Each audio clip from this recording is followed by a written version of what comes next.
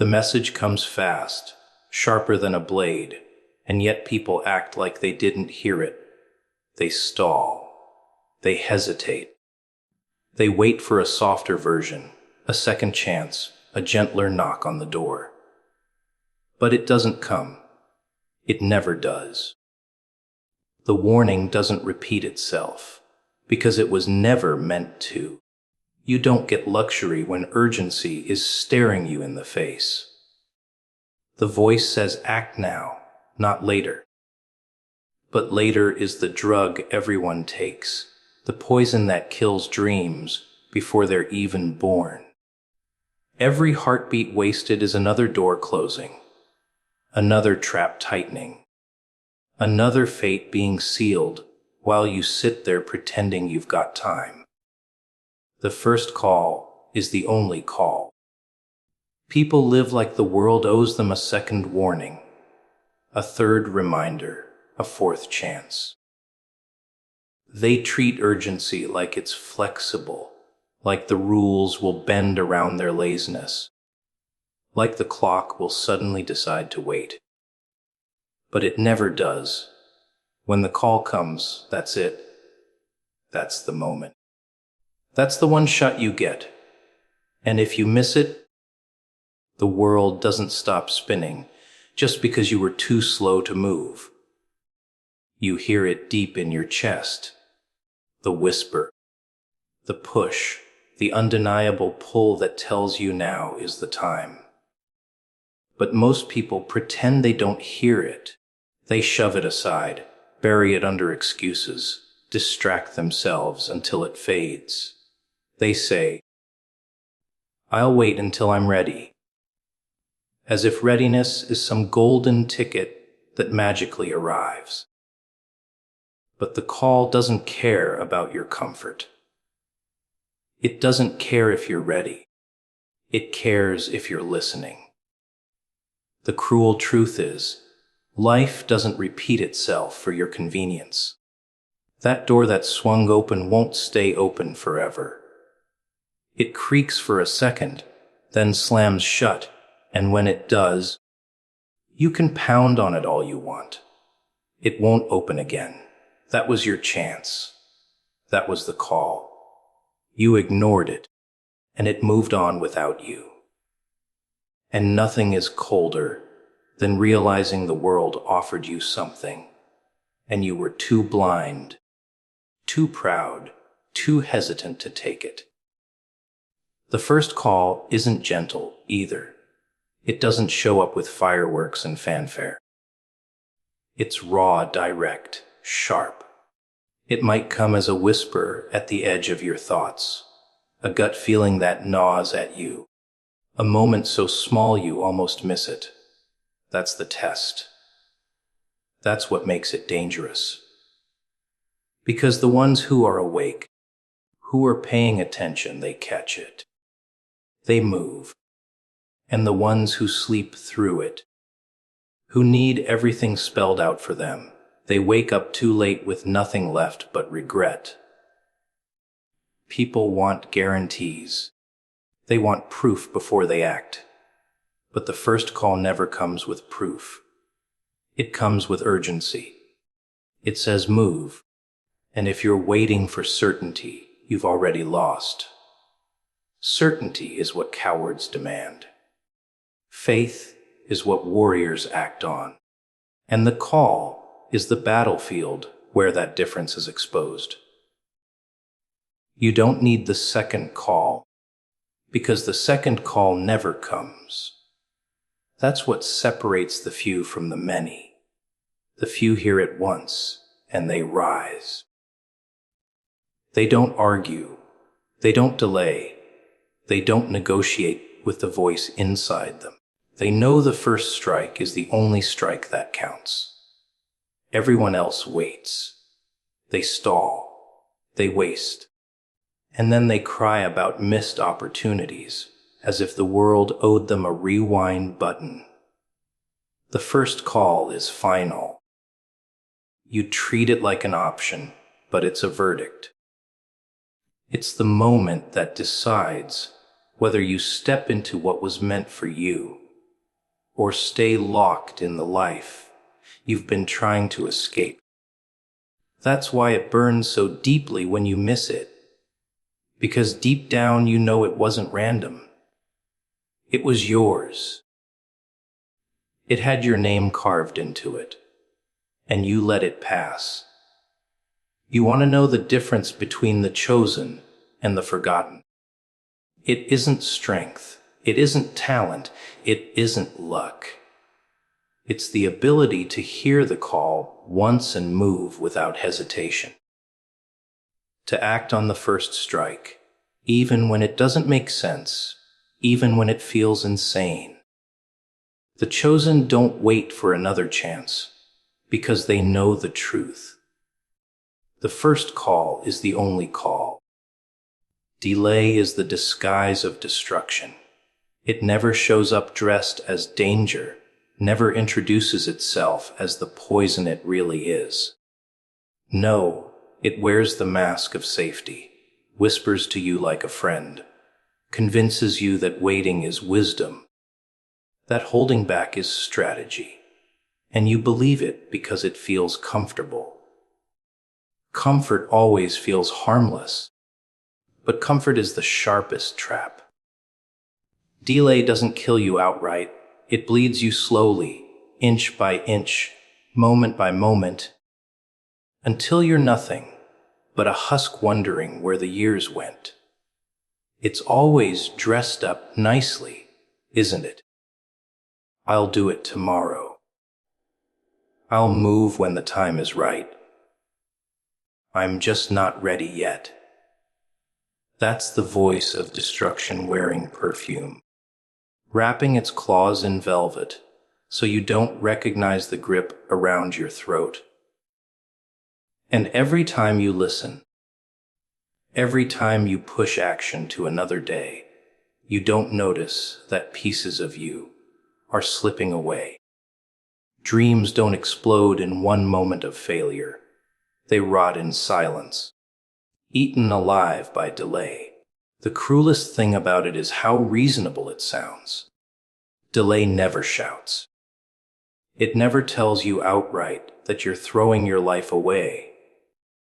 It whispers with logic. It feeds you excuses that feel smart. It tells you patience is power, timing is everything, caution is survival. And maybe sometimes that's true, but most of the time it's a trick, a disguise. Because while you're waiting for the perfect moment, the moment has already moved on. Someone else has already taken it, and you're left with scraps. Delay is destruction, because it convinces you the enemy is outside, when really the enemy is inside. You think you're battling obstacles, fighting bad luck, dealing with unfair circumstances. But you're not.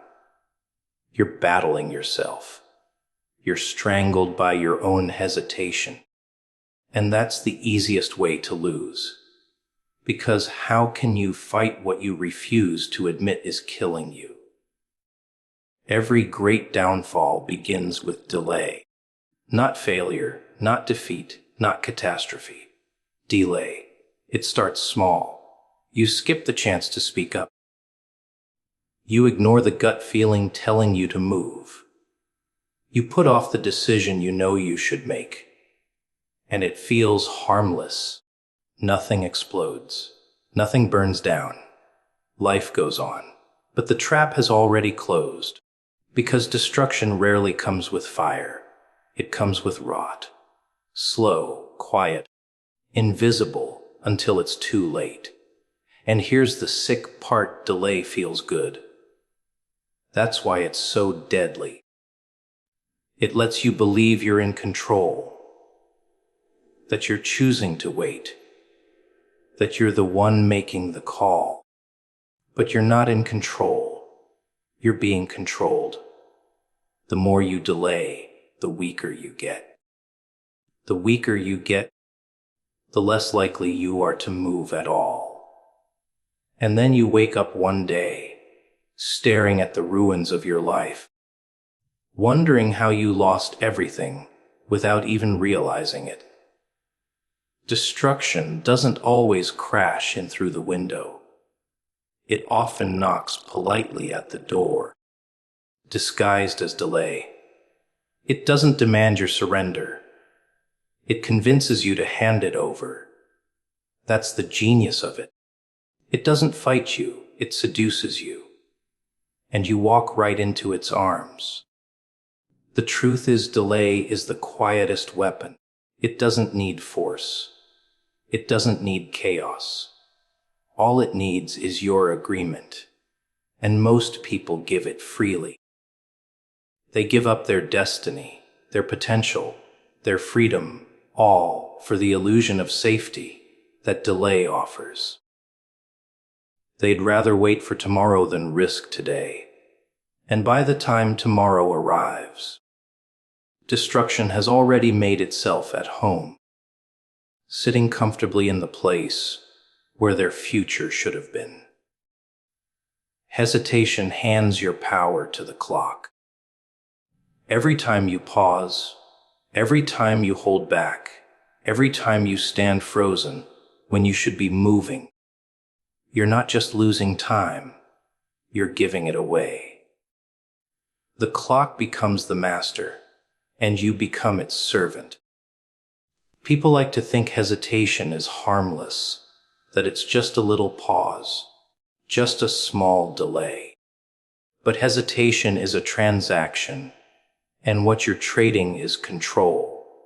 For every second you wait, the clock grows stronger, and you grow weaker. The cruel trick of hesitation is how innocent it looks. It doesn't feel like surrender. It feels like caution, like thoughtfulness, like being careful. You tell yourself you're avoiding mistakes. You're waiting for clarity. You're protecting yourself from risk.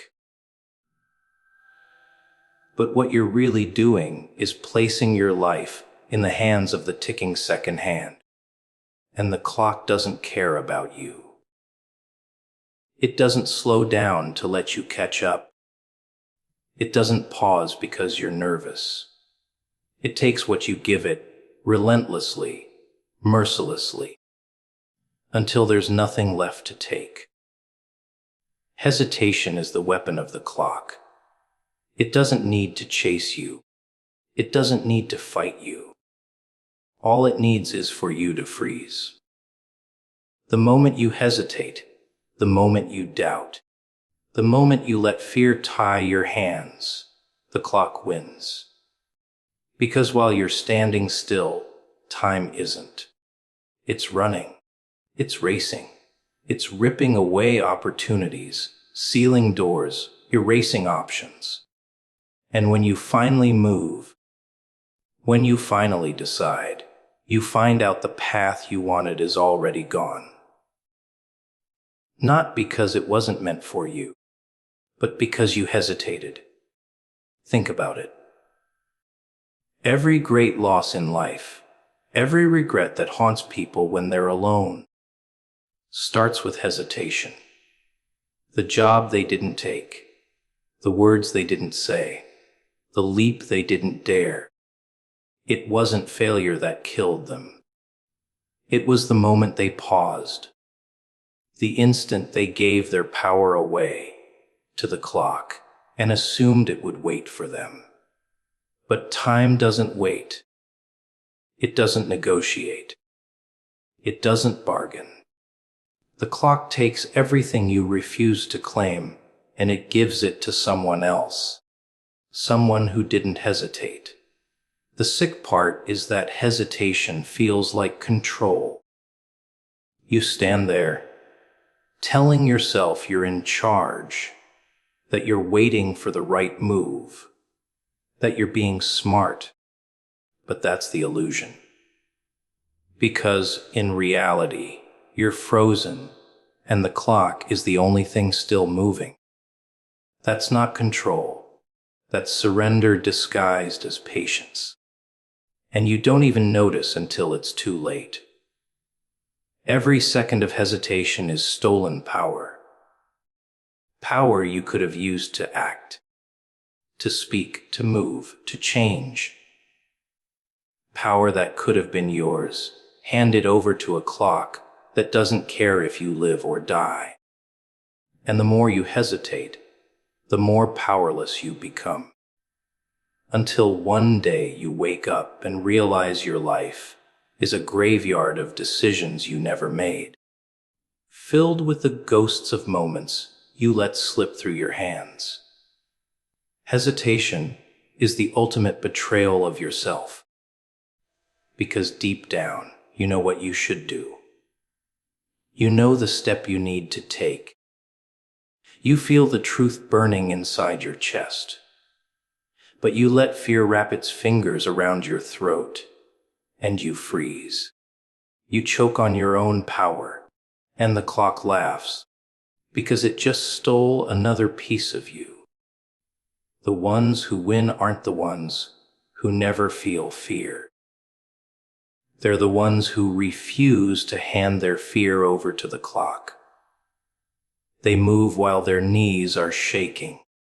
They act while their hearts are racing.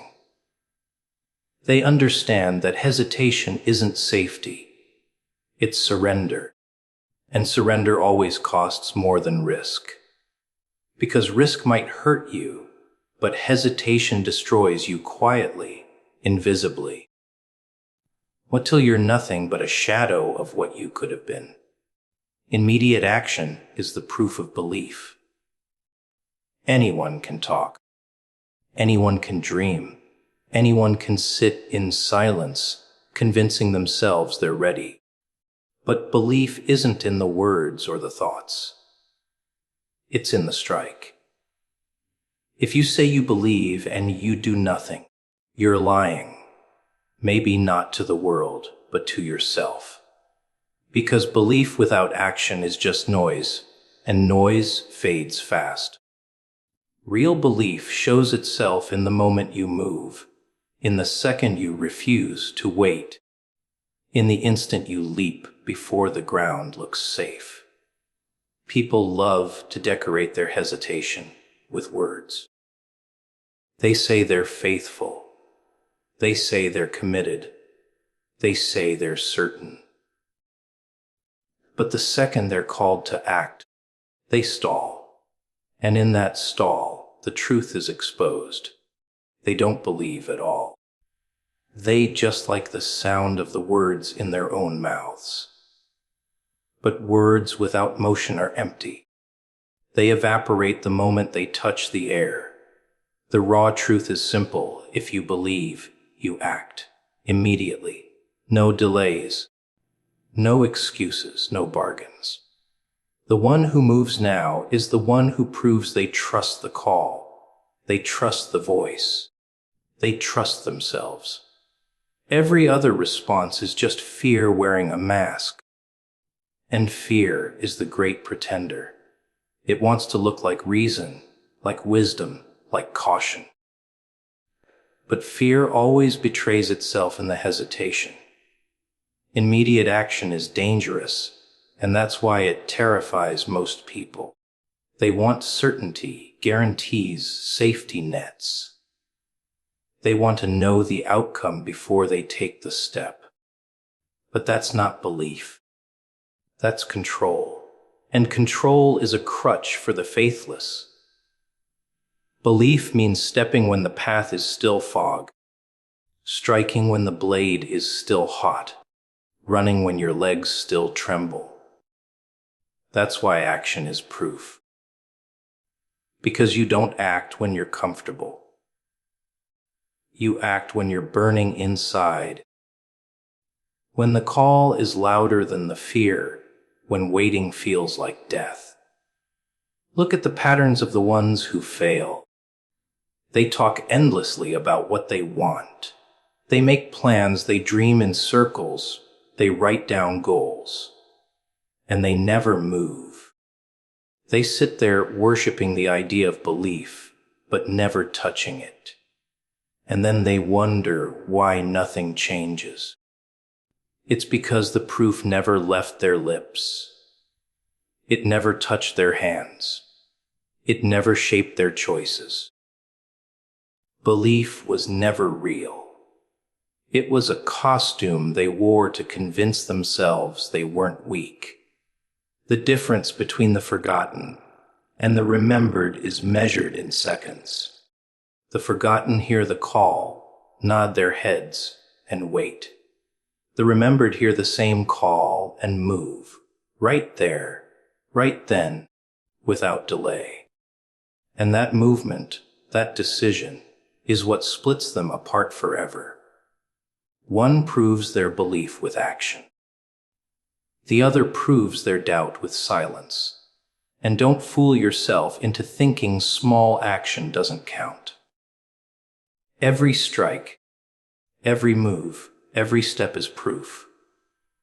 The smallest action is louder than the grandest words.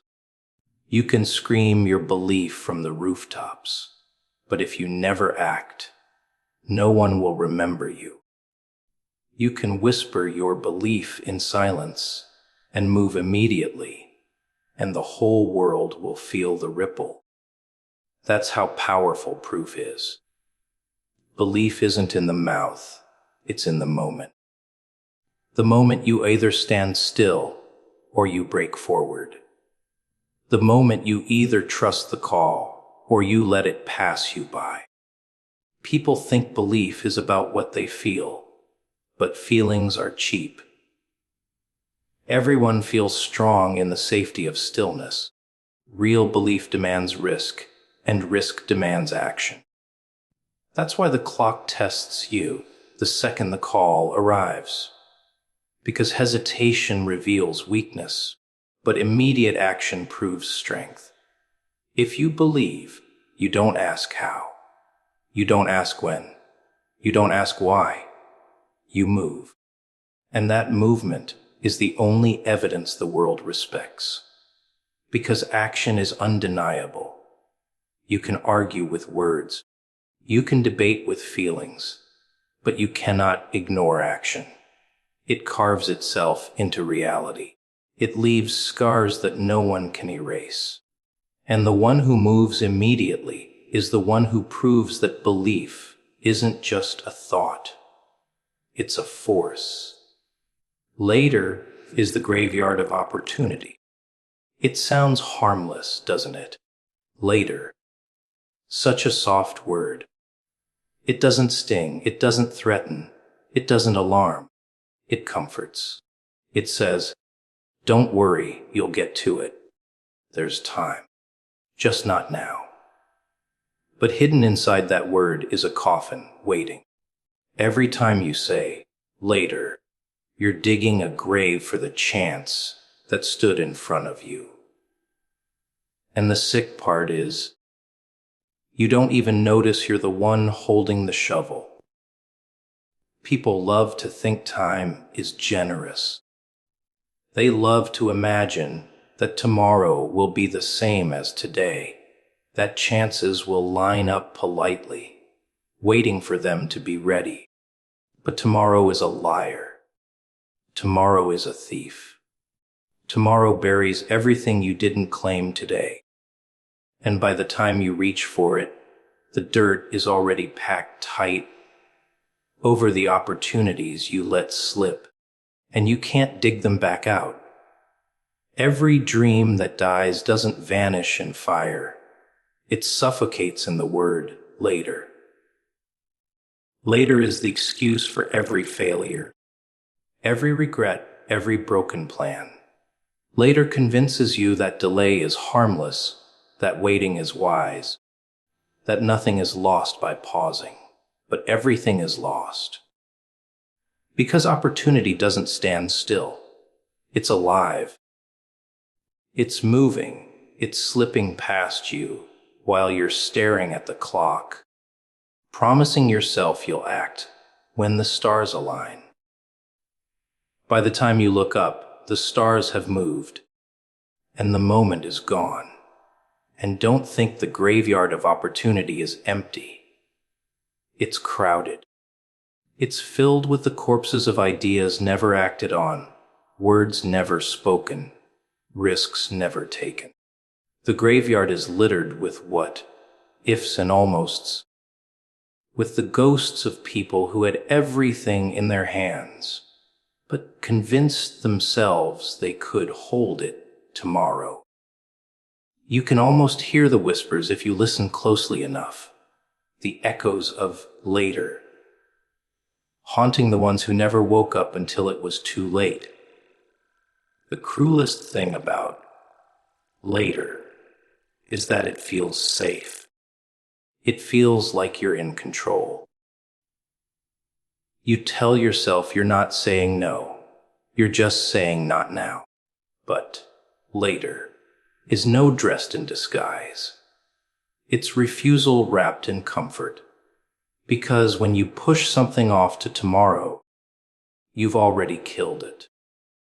You just don't bury it until you wake up and realize tomorrow didn't bring it back.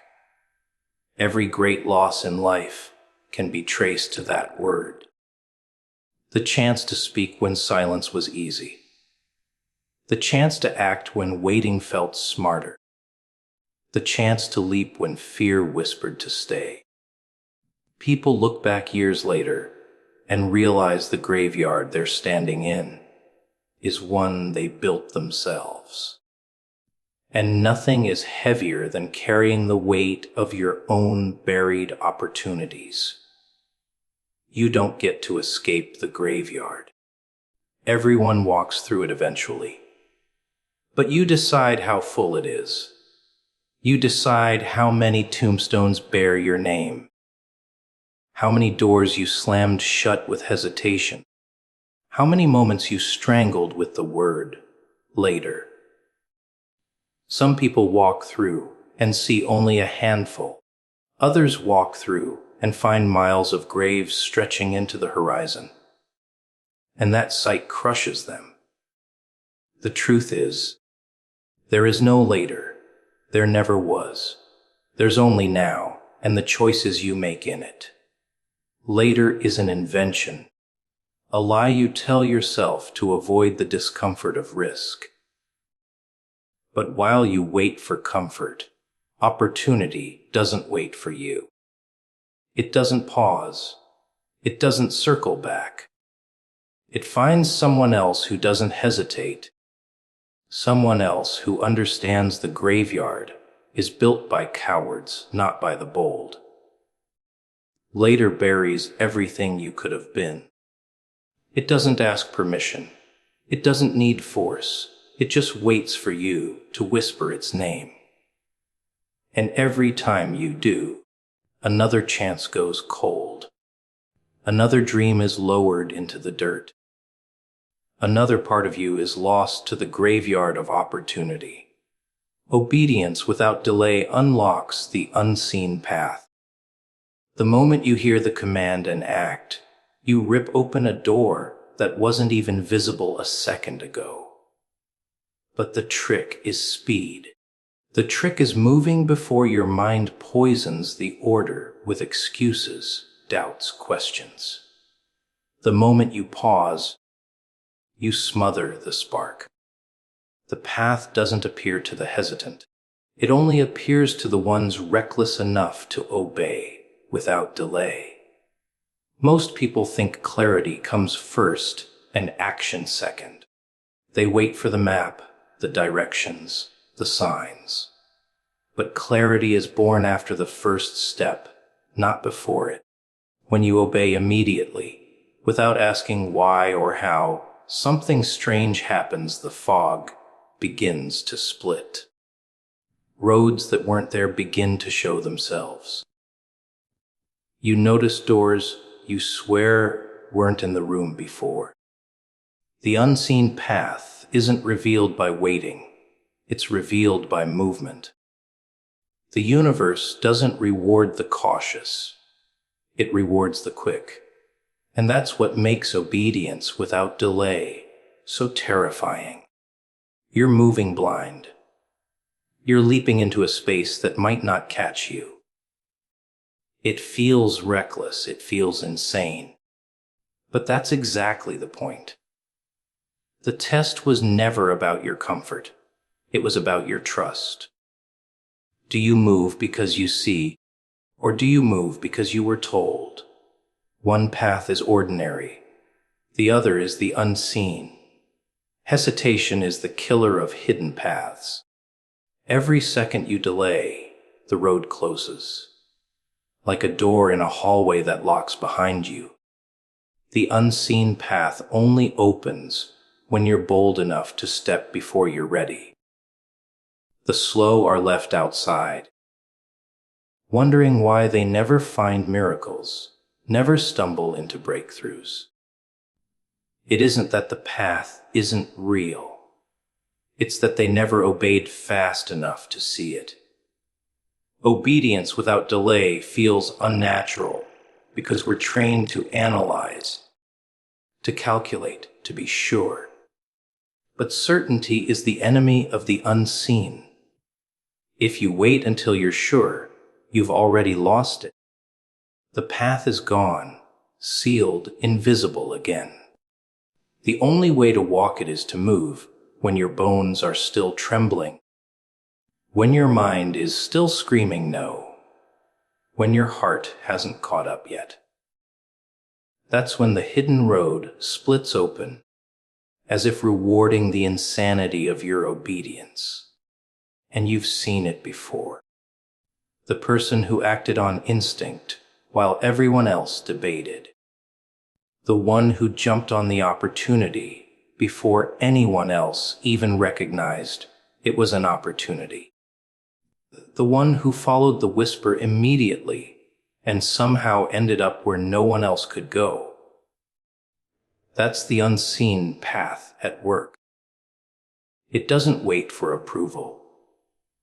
It doesn't wait for the committee. It doesn't wait for your comfort. It opens only to the one who moves now. The irony is that obedience without delay looks foolish to the ones who never find the path. They laugh at the speed. They mock the trust. They call it reckless. But later they wonder why the door never opened for them. They don't understand the door was never visible. It was hidden, only triggered by instant obedience. By the time they thought it through, it was gone, and they're left standing in the same place, choking on the dust of hesitation. The unseen path is always there, but it isn't for everyone. It hides itself from the planners, the doubters, the cautious.